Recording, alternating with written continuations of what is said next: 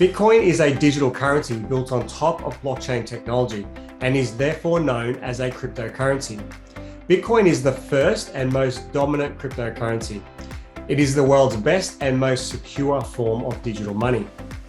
Because it is a cryptocurrency, it works as a medium of exchange between two parties. It is super scarce with only 21 million Bitcoin that will ever be created. And as such, it is seen as a strong store of value, even with its volatility. Some people in fact call it digital gold, which is its current and most established use case.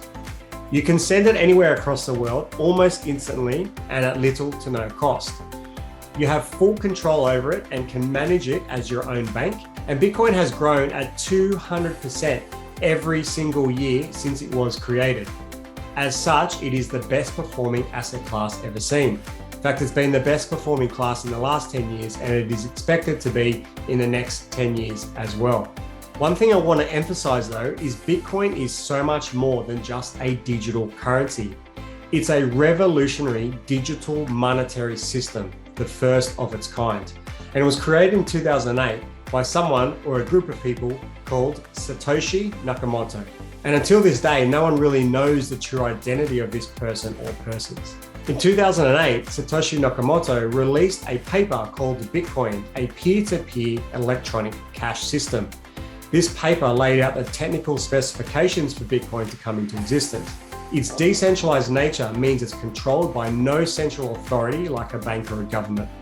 It is developed and maintained by the open source community, and no one owns the Bitcoin code. It is censorship resistant, really important point. This means you can use Bitcoin anywhere in the world, no matter what the current political climate might be.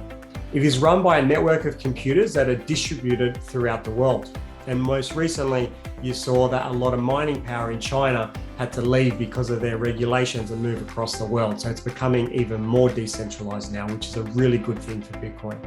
So all of these computers are running and verifying transactions constantly. And owning Bitcoin means you own your own piece of monetary real estate. It is believed to be a solid hedge against the failing fiat monetary systems. And you'll learn a little bit more about how that works in this course. And just to recap, fiat is any government-backed currency, like the US dollar, the Australian dollar, New Zealand dollar, etc. Now you can take Bitcoin with you anywhere and use it just about everywhere. And the list of places you can use is continuing to grow. And a lot of people don't know, but you can own as little as one Satoshi, which is 0.000000001 of a Bitcoin. So currently 100 Australian dollars is approximately 0.0023 of a Bitcoin. A point to note as well is when Bitcoin reaches $1 million USD, which I believe it will, then one Satoshi will equal 1 US cent. So in the future, instead of talking about how much a car or a TV costs in Bitcoin, we may end up measuring it in Satoshis. A great use case of Bitcoin is to allow monetary access to people in developing countries who do not have identification to access traditional banking services. I saw an example recently of a man in El Salvador who used to spend 2 hours on a bus and an hour in line in order to pay his bills. He now does that instantly using Bitcoin. So think about all the extra time that he has in his day that he can spend with his family and his loved ones. Bitcoin is also very transparent. Each Bitcoin address, think of it like a digital wallet, will have all the transactions that ever happened on the blockchain visible and verifiable by every other Bitcoin user.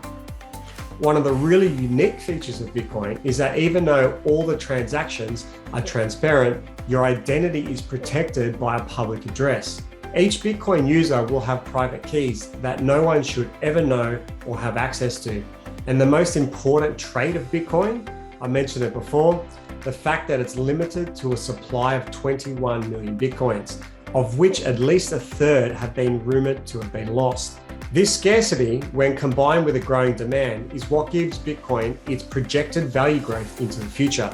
So you're probably asking, how does Bitcoin achieve all this? Well, there are miners on the Bitcoin network, which is a whole series of computers whose sole purpose is to verify and stamp transactions that have happened within Bitcoin's blockchain. These miners are typically huge data centers with very powerful computing gear. They compute and solve what I could call crypto puzzles for the Bitcoin network and then they are rewarded in Bitcoin for their work. Now, this has been happening non-stop for about 10 years now, or since Bitcoin came into inception.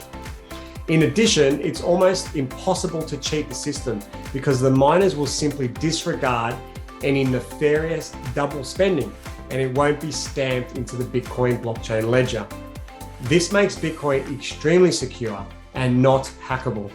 However, as I've stated before, you want to make sure that your private keys are secure and that you have good security practices, all of which you're going to learn in this course. So that's a high-level summary of Bitcoin and what you need to know in order to get your digital asset journey underway.